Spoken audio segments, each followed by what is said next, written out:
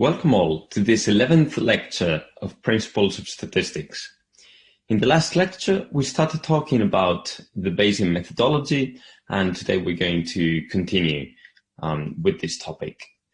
So let me recall that we are, the difference with what we were doing before is in considering theta, so the parameter, so recall, as random, right? And it is distributed according to this so-called prior distribution. So what we wish to interpret, So we wish to have an interpretation of this PMF or PDF that is according to this new randomness that we're considering. So we wish to interpret.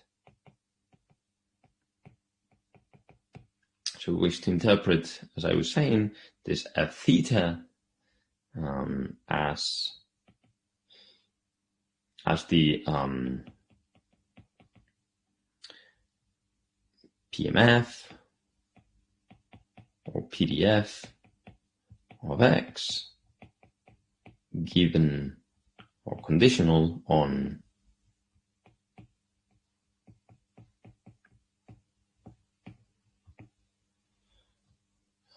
theta, this theta. Okay, so the value of the parameter that now is considered as random. Yeah.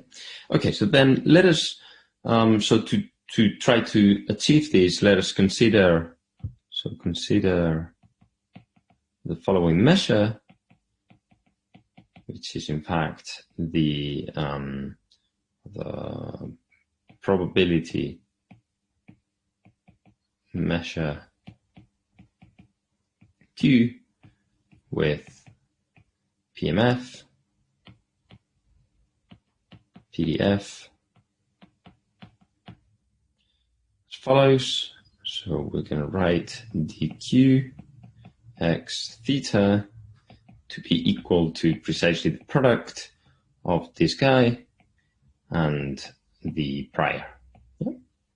Okay, so we consider this quantity, and let me say, so this is a probability measure Q, and I've missed here to say that this is on the product space, calligraphic X, which is where the random variable capital X is taking values in, and the capital theta, so the parameter space. Yeah? Okay, so given this, let's compute now the quantity that we said we want to be. So we want to, right. So we want to compute now essentially the conditional distribution of X given theta, and see if we can, if this coincides with what we wanted. And so by the rules of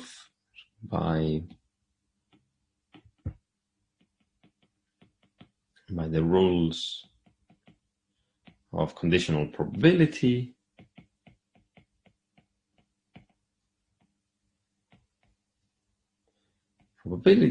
then what do we get? Well, we get that X given theta follows, the Q distribution,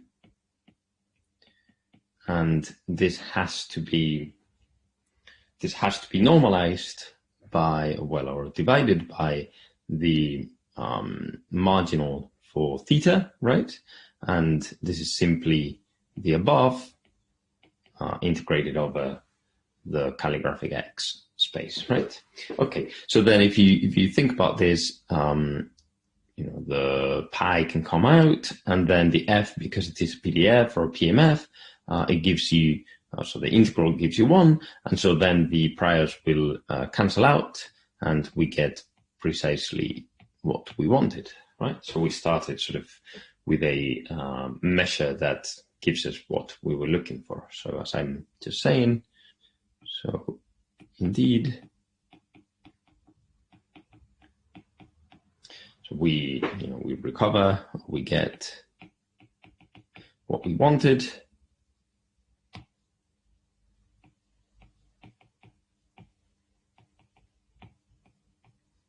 And also then, because this is the conditional PMF or PDF, and we multiplied by the marginal for theta, then Q is the joint distribution, right?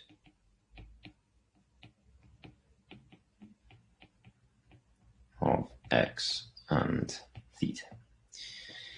Okay, so if it is so, then let us compute I guess what we're interested in really, so we're interested in remember that the data is given, so what we're really interested in is the parameter.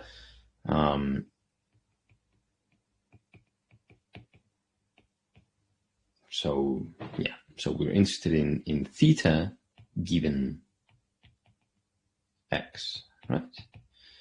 And so now I claim, or I state, that the posterior distribution is precisely its law, and it's okay. So let me just, so that we don't get confused about subjects in this phrase. So the posterior distribution is its law with PMF or PDF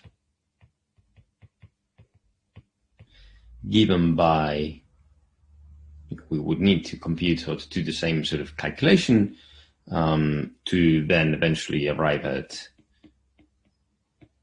this, which is therefore, the joint divided by the marginal.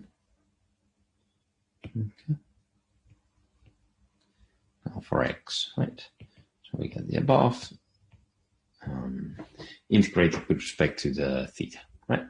Okay, so this is good. This is for a capital X random variable, but generally we have data, and so we want to compute the posterior distribution for sample. So furthermore, if we get x1 up to xn are IID, so we can directly write this according to some f theta, and it's true that we want theta is random now, so this is really conditional on the value of theta. So really this f theta now has the actual meaning that we wanting to give it. Then what we get is that theta given x1 to xn, so this is what I mean by this is the posterior. So this guy is going to be just as above, but of course the likelihood has to change to incorporate, the IIDness, to incorporate the fact that we have more than one observation. By the way, the capital X could have been, so we could take, okay, so that's good to remark. So we could take this X from before to simply be, so I mean, what I'm trying to say is that the construction that I was giving before and the ideas that I was giving before actually do work for a sample already, because you can consider the capital X to be the vector of a sample, and then the likelihood for that capital X is then, we then exploit the IIDness. Yeah. Okay. So then this is normalized again by this guy here. Yeah. Okay. So then, so this is key, right? This sort of expression is key, and let's get a bit of interpretation about it. So what is clear is that the posterior is a reweighted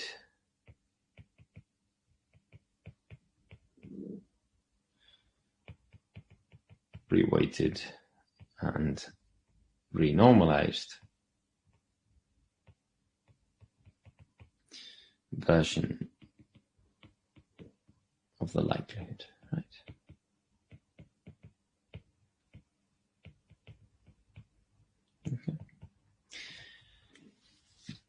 Okay, so I mean, what do we mean by this? Well, I mean, just take a look at the expression, right? So if we start with the likelihood, which is in this case the product of the f's evaluated at each of the xi's, then we're multiplying by, some probability mass function or density function. And so, of course, what we have there, just imagine that the parameter space was, or it comprised just two values. Then if we weight them by 0.5 and 0.5 or 0.3 and 0.7, then what we have is this reweighted likelihood. And then, of course, it may be that this, the product of the two things doesn't integrate to one. And so that's why we want to normalize it, right? So we have some sort of average of a likelihood, yeah? And it's good to think in these terms sometimes with this interpretation. Yeah? Okay, so then this interpretation is actually quite sensible, at least for the Bayesians. So this is sensible for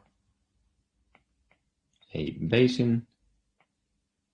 So now you should maybe go back to the notes from last lecture in which I was talking about the interpretation of randomness for Bayesians.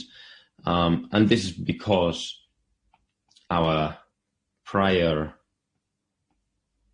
understanding or knowledge, which is essentially depicted by the prior, so it's incorporated in the prior. So our prior knowledge weights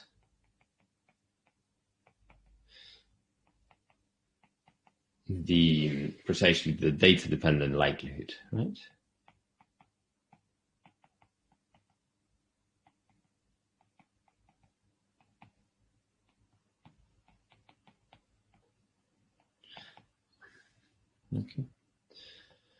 Okay, so now what about for a frequentist? So I said I would touch upon that, in this lecture. So for a frequentist, it can also be sensible, actually.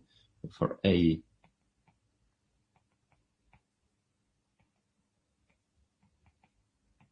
frequentist can be sensible too.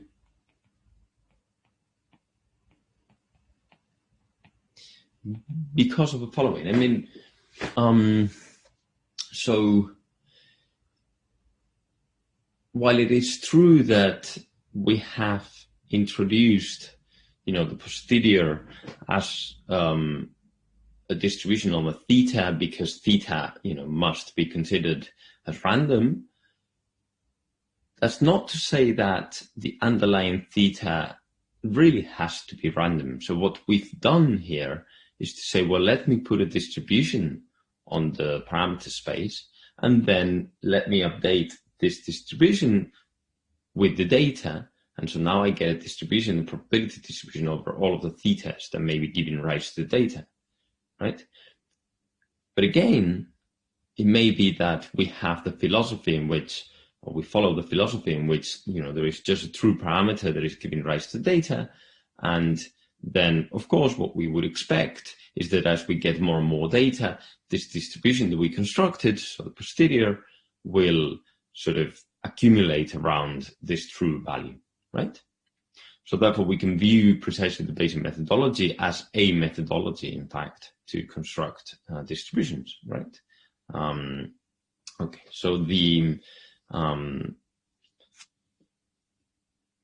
so maybe, how should I say this? So, okay, so having said that, let me also remark, so that I can link it together with the usual frequentist tool.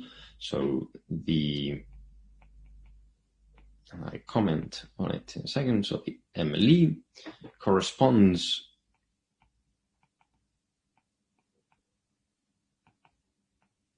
to actually taking as the prior, and this would be as a measure, the Dirac delta precisely at this MLE.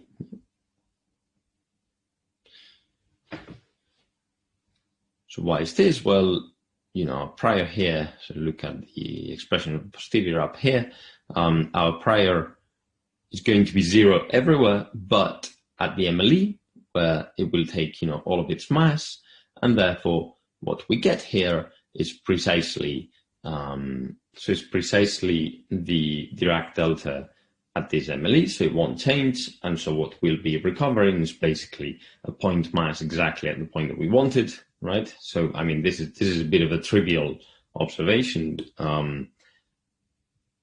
but what I want to say is that in some sense, the MLE as a construction can be recovered, as in it's a particular case of this posterior distribution, and so therefore the posterior distribution should make sense. We should be able to make sense of it, at least as a methodology, from a frequentist point of view. And so, okay, so let me complete this. So the MLE corresponds to this, and so the posterior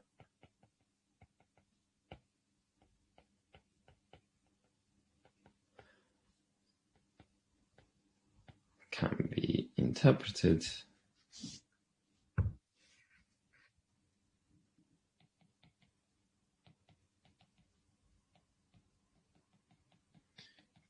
precisely as I was saying, as a general methodology. Okay.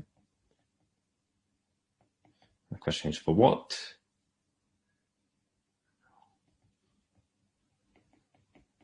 As in, for what purpose? Well, I mean, what we want to get is a distribution, right? So to build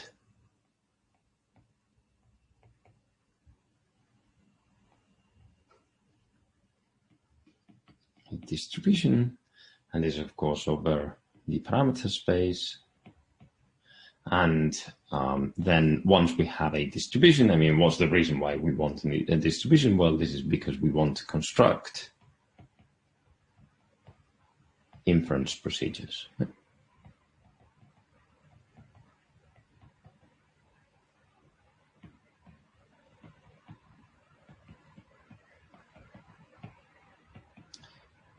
Okay. Now, there are some downsides here. And one of them, maybe you've thought of it by, or due to the last, the last few words here, and it's that, okay, so we're going to get a distribution of the parameter space, but can we really construct inference procedures that have the properties that the previous ones had? What do I mean by this? Well, I just mean that if you have the MLE, we know that under the assumption of the data being generated by a certain point, then asymptotically, as we get more and more data, it will follow a certain distribution. Now, this distribution that we constructed, so the posterior, is actually a distribution that depends heavily, at least a priori, on our choice of a prior, right? And so this choice is very subjective, or it can be very subjective, right? And so therefore, the question that here is, will the inferential procedures heavily depend on the prior? And because if they do, then does this mean that, the confidence regions and tests are going to be completely different depending on the prior? So these are questions that we will answer in a few lecture times, in a few lectures. And they are fundamental to actually justify the Bayesian methodology from a frequentist point of view. Okay, so, and let me say, okay, so this is to construct inference procedures without need of asymptotic approximations, right?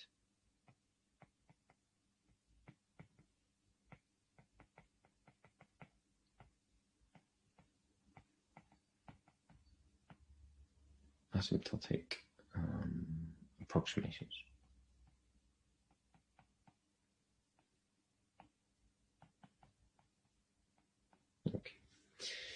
Okay, so as I was writing, let me now say that there are some downsides.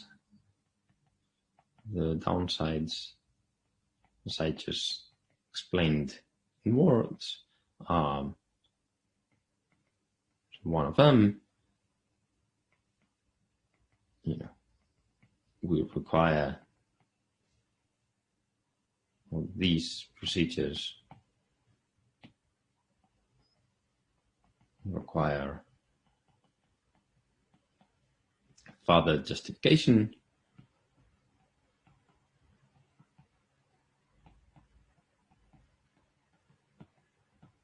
So that's one of them. And then, there is another complication here. So that, that the posterior,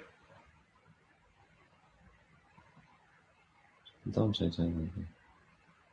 Maybe that the posterior is actually quite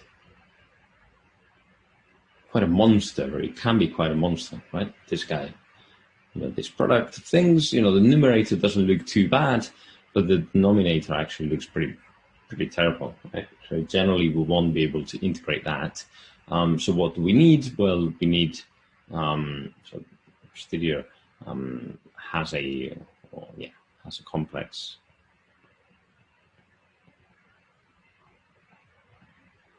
expression. Okay. That generally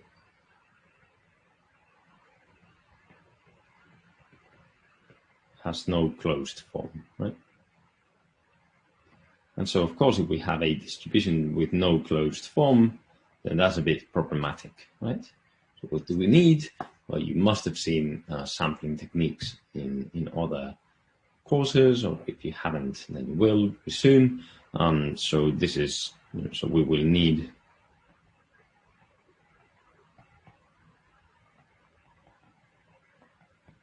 sampling techniques.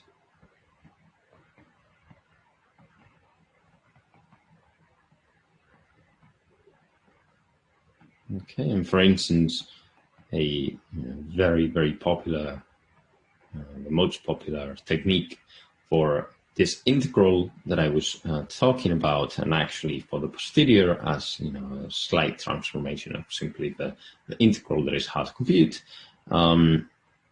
is MCMC. So that's Markov chain Monte Carlo, and we will go back to it towards the end of the course. So to prove something about it, or to say something about it a bit from a more theoretical point of view. So we're not really going to be talking about these sampling techniques. So that belongs to different courses that are a bit more practical. So we will need this, or the alternative is just to restrict ourselves to families of likelihood and priors that give us a simple posterior distribution, right? So we can instead consider special combinations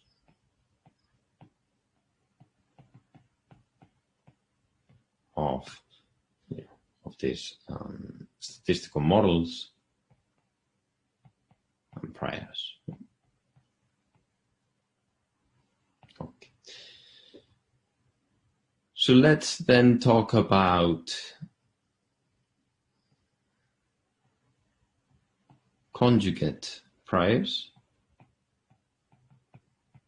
So these are of the second kind, so we don't need any sampling, because a conjugate prior, sort of loosely speaking,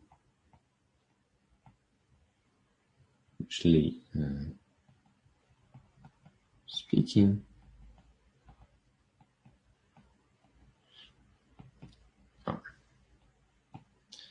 So what is this? Well, it's simply a prior with a very particular property. So it's a prior that after sampling,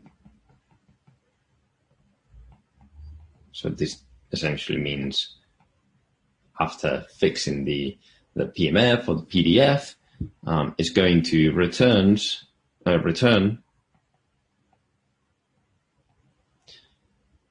posterior distribution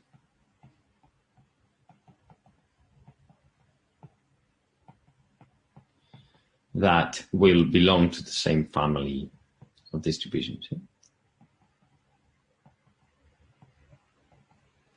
The same distribution family or family of distributions. What do I mean by this? Well, I'm saying, well, if you, as in it has to belong to the same family of distributions of the prior. Yeah. Okay. So let's give an example. So example, and so we're going to take just the simplest, the usual toy model, which is to say, which is the normal distribution or some normally distributed random variable. So let's assume this capital X comes from a one-dimensional normal distribution with mean theta and some known fixed variance 1. Then, sorry, I haven't specified the prior. So let's just specify the simplest thing, which is a standard normal. And so then let's compute, let's, rather than stating what you get as posterior, let's try to work out exactly what we get as a posterior. So as a function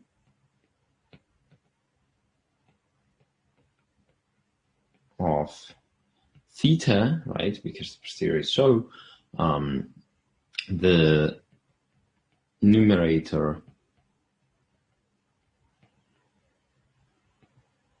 of the posterior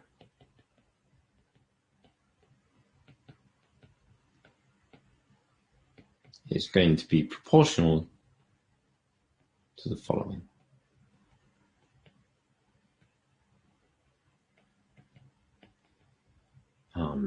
Okay, so what do we get? Well, we have the product of the likelihoods,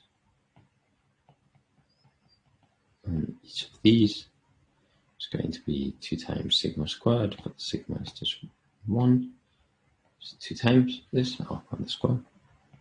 And then we get the prior, right, which is going to contribute to this guy with a theta squared divided by 2. So, so what I've said is I want first of all to look at the numerator. So why the numerator? Well, because the denominator will not depend on theta. And what we're really interested in is the dependence of the posterior on theta, right? Because it is a distribution for the theta. And so that's all we need to know, the numerator. And more than that, we only need to know its functional expression with respect to the theta. So we can then take a proportional quantity to the actual numerator by throwing away anything that doesn't depend on theta. Okay, so that's the usual way of computing or trying to find the posterior distribution. Yeah. Okay. So this is going to be proportional to the quantity, to the following quantity, which is okay. So it's going to be n, or maybe I don't know if I like this. Yeah. Okay. So n x and bar, so this is the sample mean, okay? So this theta times theta minus n plus 1 divided by 2 theta squared. Okay, and this, we can take out the correct quantities to conclude that this is the exponential of minus, so let's, this is n divided by n plus 1 of this sample mean minus theta squared, and we divide this by 2 divided by n plus 1, right? Okay, so so we can conclude, this clearly looks like the PDF of a normal distribution, and with what parameters? Well, with the following parameters. So we get this is x1 to xn, normal distribution with mean. Now it's going to be 1 over n plus 1, and the sum of these xi's, and the variance is going to be 1 over n plus 1. Okay, so what is this saying? Well, it's saying that we get, something like the sample mean, something that is very, very close to the sample mean as the mean of the theta. And then actually this theta, the variance will be going to 0 as we get more and more data. So really we'll be accumulating around this mean value, the sample mean value, and with a normal distribution. So that's already really, really sort of reminds us of the asymptotic normality of MLE, right? Because this is nearly the MLE, and we get this variance that actually has the order of 1 over n, and we even get the normal distribution for finite samples, not only as an asymptotic approximation, but this of course is for a very, very simple model, right? So we could have also worked out the distribution of the MLE for this. Yeah? Okay. So in the example sheet, you will see more examples, and so you need to argue as I was doing here. So let me just state what examples you will see. So examples sheet, you will see precisely, normal distribution or normal sampling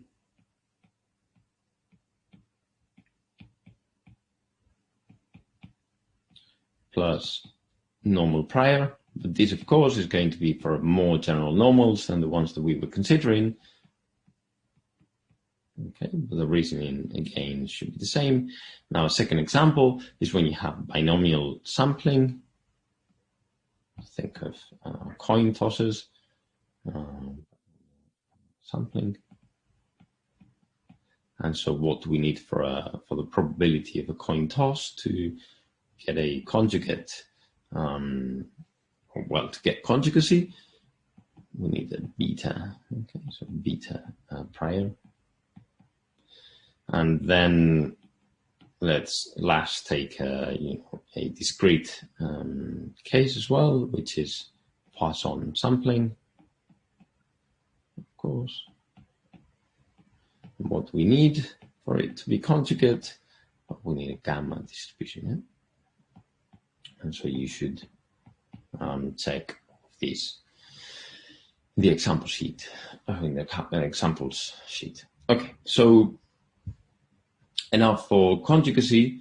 Now there is a second class of priors that is sort of popular, or that is special in some sense, not because it will necessarily give us simple expressions, but for more sort of frequentist interpretations. Okay, so this is, so let me say another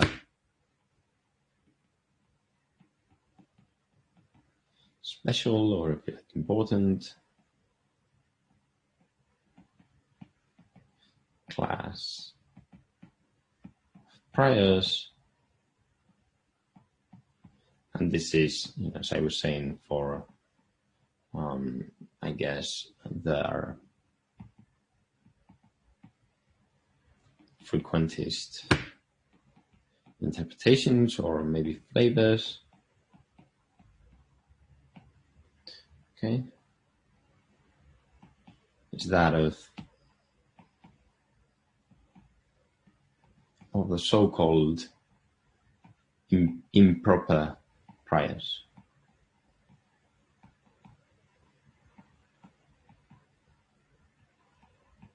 Okay, so what do I mean by this? Let me underline this in the same way. Did I underline it here? Nope. Conjugate prior. Okay, so an improper prior, is one in which, so far we've been sort of talking about pi as a probability distribution, but at least from a methodological point of view, what we really need to define the posterior is not that the pi is a distribution, but rather that it is a measure such that the denominator will make sense, right? As in, it will be finite for every data point or possible element of the sample space. Okay. Okay. So the posterior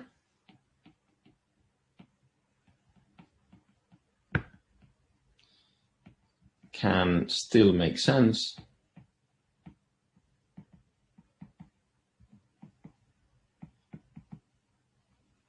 when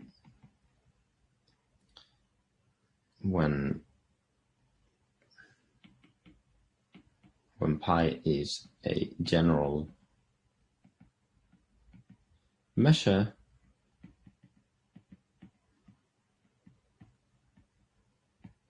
okay. But as long as I was saying, the denominator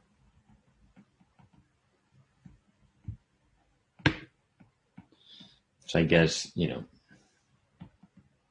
existing is the right word. So exists, right? So by existence, of course, here we mean just finiteness. So what are, examples of these improper priors? So, two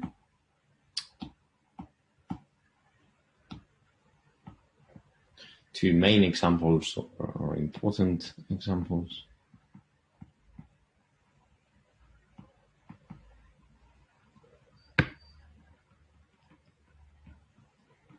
are, when p theta is a constant, right? So you could try to say, or you could say, well, I wish to choose pi in such a way that I really do not favor any value in the parameter space. Yeah? So that's a very sort of frequentist, I guess, choice, or at least first choice.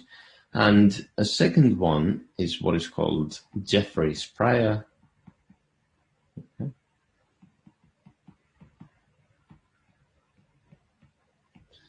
Which satisfies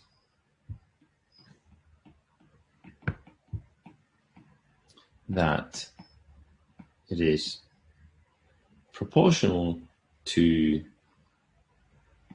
the determinant of the absolute value, sorry, the square root of the absolute value of the determinant of this Fisher information matrix. Yeah. Okay, so that's quite a particular choice. So, this particular choice will have a reason to be so. And so let me, first of all, before giving that reason, show you the reason directly. Yeah? Okay, so example, maybe actually, I think you're going to do this in the example sheet. So let me then write this as example sheet.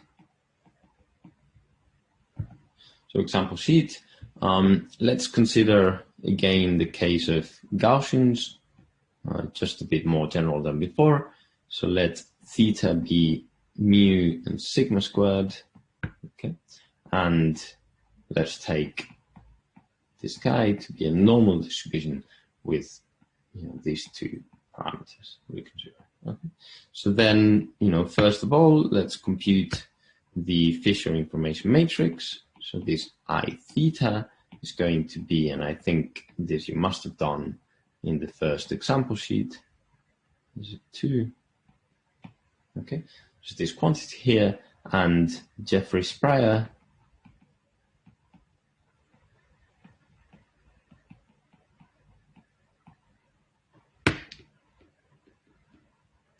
is given by, this is important, what I'm writing on the left-hand side. So this is going to be 3. So by the way, so I inputted as arguments of a pi, the mu and the sigma squared. Okay, it's important that we specify whether we want it to be sigma or sigma squared, because so the Fisher information matrix is going to be different. But there is some sort of invariance that we guarantee that essentially, it's not too bad. Well, nothing happens if you parameterize, of course, through the variance or through the standard deviation or even the precision estimator, precision parameter. Okay, so we have, this is Jeffreys prior, and now what we really want, what we're interested in is the posterior. So let's say then the resulting posterior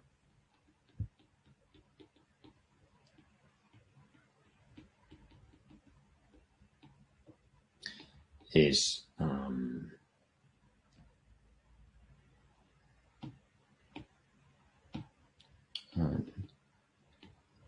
it's a normal distribution with x bar sigma squared divided by n. So this is similar to, so it is very similar to what we had here, with the difference that now we really are centered at the MLE, unlike before, even though it was, of course, very, very close. And the variance seems to be the same, except for this n+1 or n. Okay. So, this is certainly not enough to make any sort of conclusions in terms of some pattern, but I can state the following. So in general,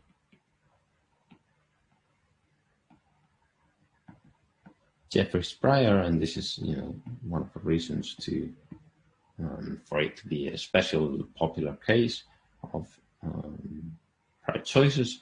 So Jeffreys prior, what is good about it? Well, is it's not a great word, but let's say ignorant.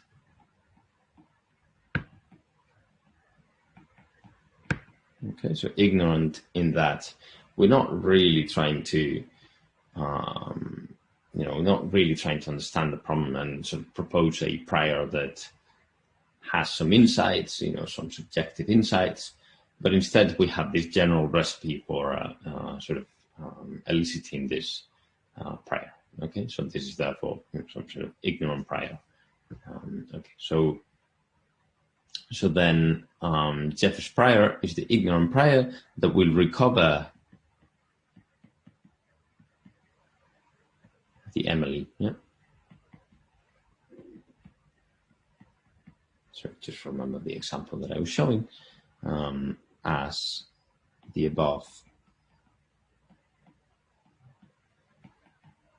example.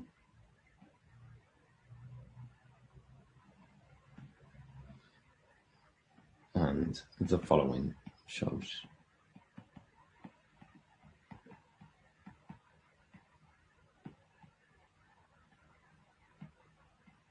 Okay, and in this one, I'm not going to repeat everything, but I will just state this because there is a gain in the example sheet. So this is going to be a binomial distribution with n and theta, and our theta is going to be distributed according to uniform distribution. So now, of course, at least by what I stated, this is not a conjugate prior, and the mean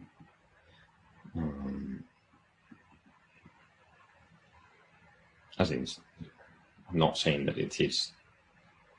Let me just finish this. So the mean is not the MLE.